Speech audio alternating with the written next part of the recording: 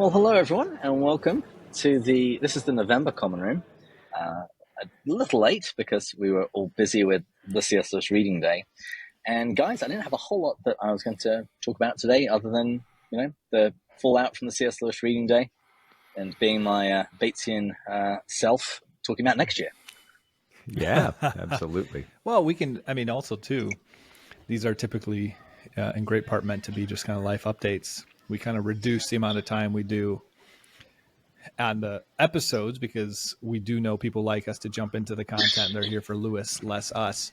And so this was a chance for us to kind of just chat. And it's probably been a bit since we've all chatted about what's going on with each other's lives. So we can do Reading Day first, of course, because that is the big thing that just happened. And then transition to just life, Advent season, what we got going on, what we're excited about. Yeah. Well, and this is the 43rd. Is that right? Could that be right? Yeah, 43rd anniversary of my conversion. Wow. Dang. Like So today? Yesterday? this day? Yeah, today. Yesterday was St. Andrew's Day, and December 1st was when I knelt and prayed and admitted that God was God. You converted the day after St. Andrew's Day? Yeah. And I had no idea back then. You didn't think, let's just get this a day earlier. I didn't know anything about the saints. I'm kidding, but that's actually so cool on the timing. The fact that you're a day after. Well, it's been a legacy of God's faithfulness. Because Andrew is usually late. What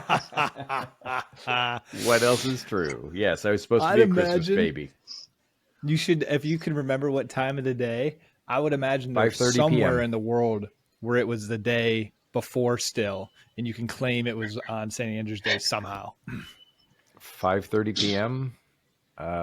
Maybe. Which time zone? Pacific. Which time zone? Is there somewhere that's still still a little bit beyond it? I'm not sure. I don't think you could get that. Most likely if you go backwards, you eventually hit the day forward, not the day backwards. Him being late is, I think, a much more appropriate thing. But anyways, guys, St. Andrew came and got his brother, and he got me too. C.S. Lewis Reading Day, guys. Yeah. That was... I'd never met half those people. It was great to be able to see the other individuals and what they're doing and put a face to the name as well. Because I've heard the Men with Chest. I've heard the lesser known Lewis podcast episodes that we've done with them. I heard yours with Men with Chest. But I never really put a face to the name. I never heard of Stephen Bennett or what he's doing. So that was kind of cool. I want to check that out. From Lawhaven. Barrel-aged faith. I got really excited. I want to see what Kyle's up to. I'm going to start listening to that. It was just great for that. This is the thing that made me chance to see. Yeah, and this is the thing that is really nice to see. I think there are collaborations already coming out of those meetings. And that was part of the reason of just getting everybody together. Just to put everyone in the forefront of everyone's mind, so that when you're thinking about collaboration, you already know who you can do it with. And I was thinking that it might be fun, maybe every other common room, that we also just pull in someone else. So Stephen had talked about coming on a common room with us, and we can just do a little bit more of a free-form chat. Absolutely. I love that it was mostly podcasters. I think that maybe in coming years, or, if we do other live streams, throughout the year, maybe one a quarter or something, we could pull in the Junius Johnsons and the Diana Gleyers, and, it was a bunch of white guys podcasting. And like Kristen said, that's who's doing it, nevertheless. I think that using now the kind of platform that we have for a wider forum and wider conversations, let's bring in Carlotta or, Britain, let's, maybe, and now that we know that Riverside can handle a bunch, I think that opens up some possibilities. Yeah, I actually mean to check in with the Riverside team and just check that it's meant to be able to handle that, because at least according to the documentation, it should have given up long before we got everyone on. So maybe that was a C.S. bummed Lewis to have to leave, miracle. and I'm glad that I didn't. So C.S. Lewis Reading What Day could be miracle. great too is we could do it potentially. A future one, as this gains more traction, could be continuous few hours And like the first hour is the podcasters come on, same thing. Just have them pop on, do exactly as you did, pretty much the same format. Second hour could be a bunch of different scholars just jumping on, sharing a little bit, having more of a free-form conversation with some of the scholars. A third one could be just like enthusiastic fans. Maybe there's some podcast listeners and just reading Patreon certain guests, pieces Facebook of how fans. Sure. Yeah, it could be that, and it's just like a stream, and then in all of those groups, people can ask questions if they want, meaning like the live chat can, and it could just be kind of fun. You hear it from different perspectives, kind of maybe the mediators, the scholars, the listeners. You kind of get a little all of it. Well, and that's what Inklings Folk Fellowship does. Their meetings are great, and I really enjoyed. And they actually had a meeting on C.S. Lewis Reading Day, because normally they have that on Friday, and they bumped it to Thursday. Right. I was in meetings most of the day, but I did manage to jump in there for a little bit. Oh, good. Well, and then you said that a bunch of podcasters, or a few podcasters you hadn't ever, seen, kind of popped up with events. Right, David? Oh yeah. No, it was quite incredible. A few more people just reached out and was like, "Hey, we produced an episode for today. Let me share the master screen." Yeah, dude. with all of the events. So had Carl King, Castas de Narnia. They did a bunch of Instagram posts about it.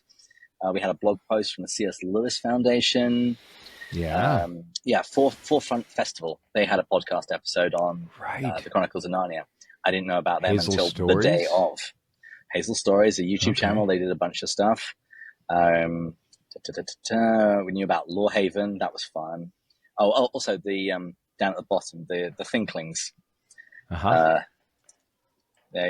So they recorded one last minute, and this was really fun. And they did something that I think we should do at some point, which is kind of like putting a fantasy football draft. Basically, you take it in turns to build your ideal signature classics for C.S. Lewis. But we each take it in turn, and you can't choose something that someone else has already chosen. Sure. Okay. Yeah. Oh, that's great. That's great. Yeah. Well, and I thought that was a really fun one. Yeah, I do like my idea of which Narnia would you leave out? Yes. That is a great question. Well, the Instagram video that went viral, it's got 500,000 plays at this point, where I picked up the four book Narnia. Ooh, Narnia. All 4 books? Cow is looking for horse around the bales of hay. What fresh heresy is this? That might be fun. It's like, okay, if you were going to have to produce that, what would you do? Yeah, I think that'd be a really fun topic to argue about. You know what else is? So there's a great video out there. I can drop it in the notes, or we can find it later. It's called Lennon or McCartney. Yeah. And it's a YouTube video, and there's like dozens of celebrities and stuff. And a lot of them are bands, but a lot of them are pop culture figures. And, it's 34 minutes of just Lennon or McCartney. And I think that would be fun to go, and I'm sure some of us would be biased in a particular way, but Lewis or Tolkien, right? I actually did have a formal debate. There it is. Semi-formal debate with yes, you Caitlin did. from Tea with Tolkien on Lewis or Tolkien. I know you shouldn't make women cry, but I think I kind of smoked her like a ham. But that's just one man's opinion. Smoked her like a ham. These would be little great. I don't know how Instagram works, but like these real ideas or something to gain traction, because that one did really well of exactly that. Which Narnia series would you drop? And just showing all the books and say which one gets voted off or something. And I'd imagine, I don't know how engagement works on that, if there's ways that people can actually engage it and answer the question. I feel like I've seen before on Instagram a long time ago, if they still do it, where people can answer a question on a story by clicking something. Oh, there you go. It could just be fascinating and I bet people would get pretty passionate about that. Or you can do your chronological verse publication and ask them and force them to make a video defending or it. which movie should they start with? I mean, I think that you can make a case, especially if she does it well. I think you can make a case for Magician's Nephew. And I think that, the idea about Horse and His Boy, that might make a great way to start kind of meta and media race. Yeah. You could cut Horse and His Boy. Oh, dude, you are so wrong. Shut your stupid face. We're going to pray that Diana Glyer isn't watching this. That's actually my favorite one. That's why I wanted to say that. I knew you guys all loved it too. I think it's Kristen's favorite as well. I think Kristen's one that convinced me it's my favorite. Well, and then I've got I didn't think to bring it out, but I've got a flex. I've got a first American Andrew, first edition, third printing. Yeah, I do. You didn't share? It's in the other room. Drink to that. Yeah, there we go. Well, and it's Horse and His Boy. Conversion grace is still flowing through him. Absolutely. Horse and His Boy, and it's dedicated to David and Douglas Gresham. And then underneath mine says, and now to Andrew. Blessings, Douglas Gresham. Okay, that's cool. And that was when Joy Davidman was on the scene, and they were writing Till We Have Faces Together. That might be the fact that Douglas Gresham passed along, almost signed along his dedicated one to you. It's probably, I would say, the coolest flex of all the ones. Well, it wasn't his. It was mine. I had sent it to Ireland with a friend, but the fact that he passed along the dedication. So still, it's sort of like an apostolic succession sort of vibe. It's exactly how I see it's a tertiary relic. Yeah. Oh, beautiful. Well, gentlemen, how about life updates and stuff? Well, people might notice the differing background, and that's because I am currently in Chicago Airport because I flew in to meet my mother. She's glaring at me, so I'm not going to put her on camera, but she's going to be staying with us for the holidays. So all about events cheers, for Mom. Christmas. Yeah. Andrew says to cheers. Mom. Matt says cheers. To Mom. To Mom. I was on the phone last night with Matt. Mary You've missed two posts or two toasts already. I mean, I'm going to be wired by the time I chug this baby. Great. Sip, dude, sip. And now tell us more about the girlfriend. Go ahead. Well, no, you got that sense as well. Well, no, I'm on the phone last night. And she shares an apartment with her sister. Her sister walks in. I'm like, oh, did your sister walk in? She goes, yeah. And then she goes, oh, hey, sister. Matt says hi. And she goes, wait, Matt, do you say hi? And I was like, yes, I say hi. If he's not I thought for a moment you were going to say there that the sister responded, who? Yeah. Which He's Matt? made Is up. that Matt 1, Matt 2, or Matt 3? Matt 3, man. Matt the ultimate. Yeah. So that's my update. I'm in Chicago. Good. Ready. I'm so ready for Christmas. Ready for a break. CS Lewis Reading Day was a lot of fun, but it was also a lot of work. But future years will be much easier now that we have a sort of format and people actually know what to expect. Absolutely. Yeah. Absolutely. Yeah, I think it was a real success, and it seemed to naturally, I think it just naturally appealed to people. And that's what we were hoping. When I told the story of how it came to be, was that right? I don't even remember whose idea it was. Yeah, not really, but that's okay. With all great events, there's a myth that builds up around it. How was it? Tell me how it was. Tell me what happened. Oh, the first I remember it was me messaging you two and saying, why isn't there a C.S. Lewis Reading Day? Should we start one? Okay. Well, and I did fudge it when I explained it. I was like, I think that this is what may have happened. Like I say, mythos is important. Yeah. Anyway, life updates. Matt? Yeah. Life updates. Yeah, I guess I haven't really talked about it a ton on the episodes, but the relationship is the big update. And at this stage, it's pretty far along too, in the sense of, I mean, I mentioned that before, but yeah, you've written the sonnet. I've written her a bunch of love letters, but I haven't written her a sonnet yet. She Sonnet's did the next one. Okay, I can help you with that, Matt.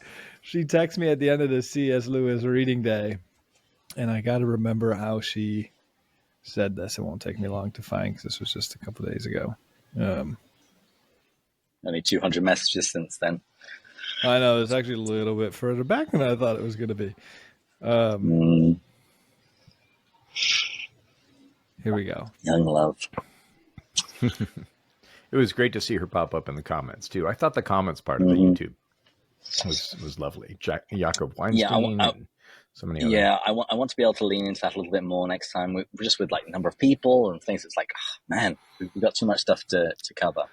But if we make, say, these common rooms a little bit more scheduled, we could integrate that next time. Sure.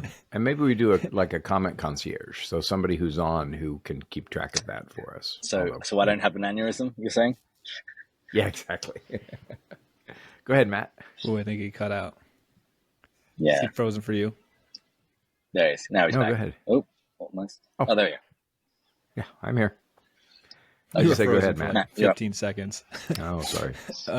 It's the North Pole. Yeah, she texted me because on the people who didn't see the reading day, David mentioned me writing a sonnet to her, and then also the fact that he read out loud to Marie during their dating period. So she goes, well, first my sonnet and then my personal read out loud. It's been a great night for me. So now I'm pretty much going to be forced to write a sonnet. I don't even know what a sonnet is technically. I know what a haiku is. No idea what a sonnet is. So a sonnet is a poem in form. It is 14 lines.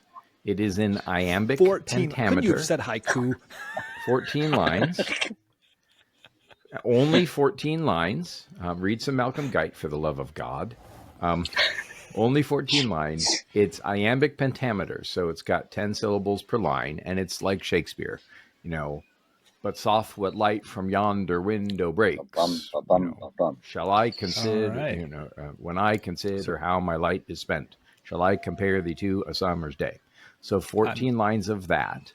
If you're doing a Shakespearean sonnet, there are 4 quatrains and then a couplet. So it's 4 lines of iambic pentameter, and they rhyme A, B, A, B, C, D, C, D, E, F, E, F, and then the closing couplet is G, G.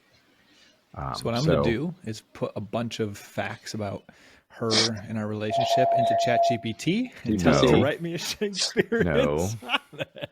No. That's actually the area it thrives the best on. If you ever see it, can do those things pretty well. Although when Diana did the thing with, when Diana did the thing with the write a sonnet about Malcolm Guite, it came out with like 15 lines, and Malcolm sparked a debate. So you have to pay attention there. Yeah, it's worth trying your hand. And Matt, I can help you. I taught 14-year-olds to do it, and so with a few months' work, I could probably get you something passable. I'll take you up on that offer. Sure, please. Yeah, so I guess the final thing I'll just say there, I've had a number of people on Slack message me just saying, "Oh, congrats! What was the story and stuff?" So I guess I can just say it here. In July, a person had reached out. Actually, it was in June, but had met her. So we were set up by a mutual friend. He's a professor at Notre Dame, and he said he just met the most incredible individual, and he was right. And so he gave me her number, and I kind of called her out of the blue.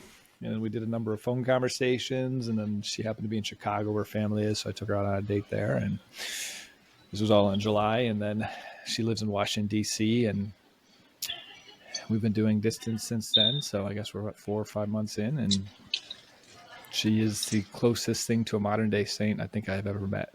I have no idea why she stays with me. And Andrew, he knows us. Well, yeah. Well, no, my thought was, if she's such a saintly person, what's she doing with you? Oh, I've been thinking that this entire time. But maybe that's what makes her a saint. Matt is her incarnated hair shirt. Okay, good. This is how holiness is attained. She's testing her sainthood on me. I mean, if she was with another saint, I mean, that's easy. She needed to be with a broken, messed up, terrible human being. It gives a chance to really sharpen those muscles. Well, and there's that sense in the chapter on friendship in the Four Loves where Lewis kind of talks about feeling like one is always amongst one's betters, right? Like how would I deserve to be here? So, well, sharpen up that meeting story, because if it goes anywhere, you'll be telling it forever. One of my favorite stories, a former student had asked me last year if I would do the wedding for him and his fiance. So coming up in April, there she is. Good morning, Mags. I got to look at that smile every morning. These two are both in med school, and they met because he asked her for help in tutoring for their anatomy class. And I said, I bet you did. So they're, you know, what a great pickup they're line. wonderful. There's nothing, you know, nothing funky going on, you know, but that's a great story. You know, we met in anatomy class. So, I love it. yeah. So a 30-second version of that story, a 2-minute version of that story, a version that you share with someone else. It's to the point when Kristen and I, because we're coming up on our 7th anniversary next month. When we tell our story, I just stop halfway through a sentence, knowing that she's going to pick up the ball. So, and I'm sure David knows about that. Is he? I Frozen? should hear it from her perspective, and we create some like coordinated story in tandem. Yeah. I used to watch How I Met Your Mother, and the two main characters, Marshall and Lily, used to have this like coordinated story that they came up with, and they go back and forth. I was like, oh, that's so cute. Well, and Kristen and I did our thing for the Knot. We wrote our story and we released it on the Knot when we mentioned that we were engaged, and we had kind of a dialogue back and forth with her part and then my part, and then so it looks like David's dropped off. Unfortunately, we know he's in the airport, and the reception's probably shoddy. Yes. Well, Andrew, what's new? I mean, that's the big thing for me, and there's not much more beyond that. And yeah, so that's for me. What's been the last? I feel like we haven't actually done like a true life update in the last few common rooms, so they've been around a single topic. So what's kind of like the big thing? You know, there's been a load of traveling, and so kind of recovering from that. It was great to be in the office this week, and just I got a bunch of longstanding projects off my desk. Got some Northwind stuff that I'm doing, and some deadlines that I'm meeting. So. One of the big things that I'm working on, and I mentioned it the other night, but so in trying to find out the timeline of when Joy Davidman and C.S. Lewis met, almost everybody has almost every detail wrong. People and these when details you say get this, repeated. do the other scholars take offense to it? Let them take offense. I got proof. I mean, this is not a matter of opinion. For example, I do love several that you say scholars. it so strongly. George Sayer, who's probably the best biography, he says that Joy Davidman came over to England in September of 1952, but there are letters and there's documentation. There's correspondence between her and Mrs. Williams. She came over in August of 52. So a lot of the biographers have a lot of particular details wrong, and the actual meeting during that week in late September of 52, almost nobody has it right. And there are documented sources to kind of verify things. So I'm hoping to chat with Patty. Huh? Do you think it's because a biographer will make a mistake, but if he or she is an authoritative biographer, then people will read that authoritative biography and they'll repeat the mistake. But if like when Joy Davidman's correspondence appeared after years, it corrects the kind of secondary sources with primary sources. And so that's some of what I'm doing. But in the process, I'm attempting to make a chronological list of all the editions of all the biographies in chronological order, so that we know who wrote which biography when and when the mistakes got introduced. And basically, so that's textual criticism. Textual criticism, sure, but also trying to offer to the Lewis community a resource where they can go, okay, if I want the very earliest bio, great. Or if I see something in this biography that's not in that biography, where did that thing happen? There's that whole thing in Humphrey Carpenter where he attributes the phrase lies though breathed through silver, describing mythology, to the long night talk. But in doing the research on it, lies though breathed through silver, silver is capitalized, which means that it must have been in print, right? Or probably was in print. It's probably a letter that Lewis wrote to Tolkien. But Carpenter moves that to an oral conversation rather than a written correspondence, and then everybody repeats what Carpenter says. And it's just not true. And so when you really peer into the chronology of it, and chronology makes a difference just because it offers some context. Anyway, so that's of what I'm working on in part of my larger... Once you finish it, what's that? Will you reach out to those individuals just like as a final thing? Obviously, you trust your own research, but be like, hey, I'm 98% sure you're wrong. push back in case I'm missing something, or like probably not. Especially when I have definitive proof. Like I've read Lyle Dorset's notes, but I don't think A.N. Wilson is going to field my email about this tiny little detail in a biography he wrote 30 years ago, right? George Sayer has passed away. Roger Lancelin Green is gone. Walter's gone. And so, but part of what scholarship does is, here's the received record. Here's why we know that that's not right. So kind of like with my chronology of Lewis's conversion. We had it but from Lewis's own hand that it was in 1929, but we now have definitive proof that it was in 1930. Some of that is just fun detective work, but I want to frame it in a larger context because Joy is so important to Lewis, and how she gets characterized in the biographies is something that I believe needs correction. I think Alistair needs correction. I think there's some adjustments to Abby's book. I think that you should go on Alistair's podcast after you've done this and have a discussion on this. Alistair has been friendly, towards me and helpful in my research in the past, and so I will probably give him a heads up before I come out to fight with him. So, by the way, fellas. Woo-hoo-hoo. We got a great text from Bud. We did just get a great text from Bud. Yeah, David, he didn't have your doubling number, his so Patreon support, and Dang. So don't list Bud and Bud of too. Scotch now? No, but he is sending our Christmas gift, which is so kind of him. He's such a sweet, sweet man. It really is. I mean, so. Cheers to Bud. It's fun to Bud. To Bud. It's fun to have.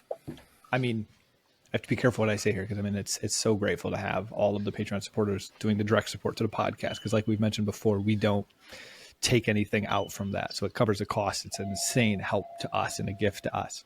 Right. It's fun to have like an individual who just uses the resources and then like treats us to some degree, because the other way is a treat too, but it's like just having like a nice fun bottle of scotch, because we really don't, we haven't taken stuff from this, and so it's one of those where it's like this is kind of offering it up in that sense.